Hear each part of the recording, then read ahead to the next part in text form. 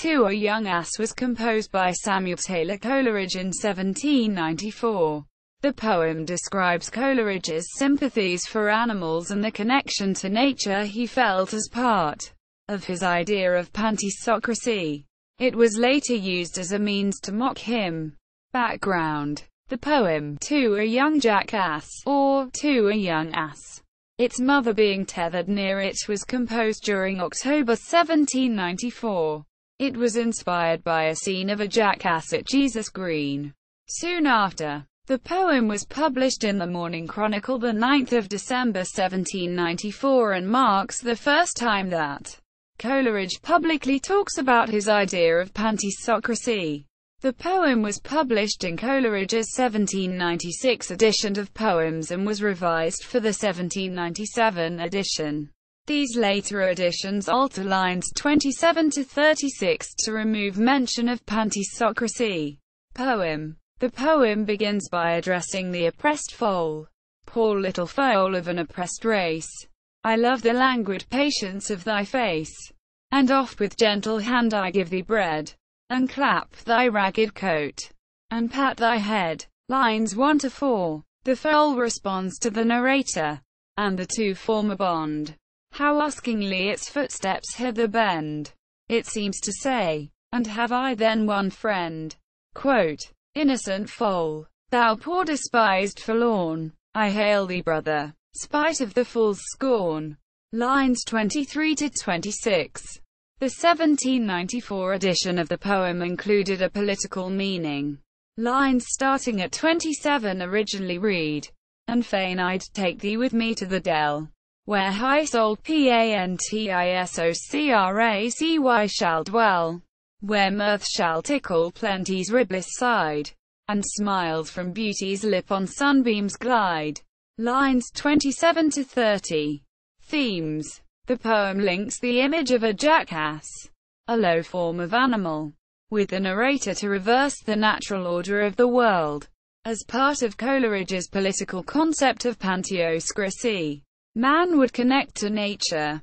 In a letter to Francis Wrangham, dated the 24th of October 1794, Coleridge wrote, if there be any whom I deem worthy of remembrance, I am their brother. I call even my cat sister in the fraternity of universal nature. Owls I respect and jackasses I love. For aldermen and hogs, bishops and Royston crows, I have not particular partiality. They are my cousins however, at least by courtesy. But kings, wolves, tigers, generals, ministers, and hyenas, I renounce them all. May the almighty Pantisocratizer of souls Pantisocratize the earth, and bless you and S.T. Coleridge.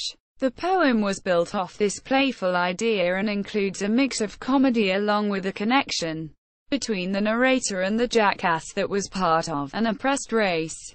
The response by the narrator is to feel compassion with an animal in distress, and he seeks to comfort the animal. In this view, Coleridge contradicts Godwin's and Mary Wollstonecraft's belief that you cannot befriend animals.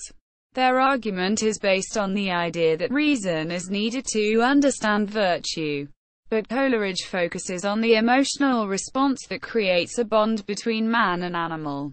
The poem does rely on the ideas of Pantisocracy, being connected to nature, and the idea of one life that would appear in many of his later poems. However, the revised version removes the mention of Pantisocracy.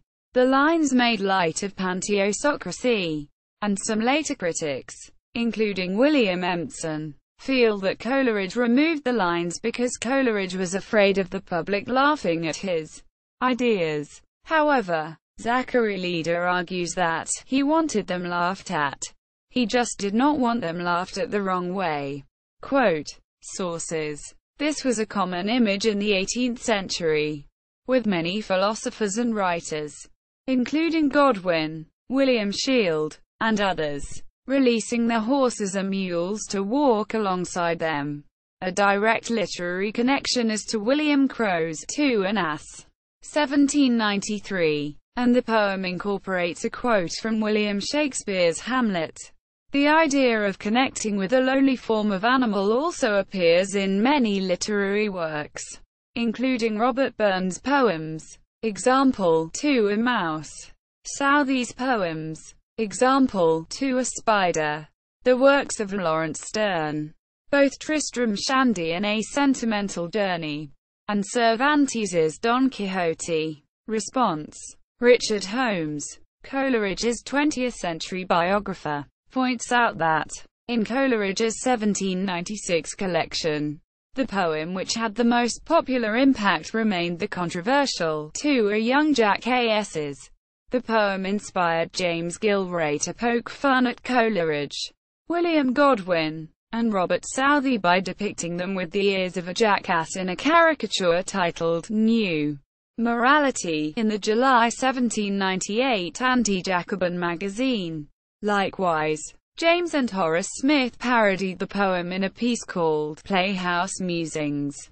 George Gordon Byron would mention the Gilray image in his English Bards and Scotch Renewers series later. Of the criticism, Coleridge was not bothered by anything except Gilray's description under the illustration that contained a negative biographical description, claiming that Coleridge was a daste while at Cambridge and that he left England and his family to explore the world. Notes: Holmes, Richard. Coleridge. Early Visions. 1772–1804.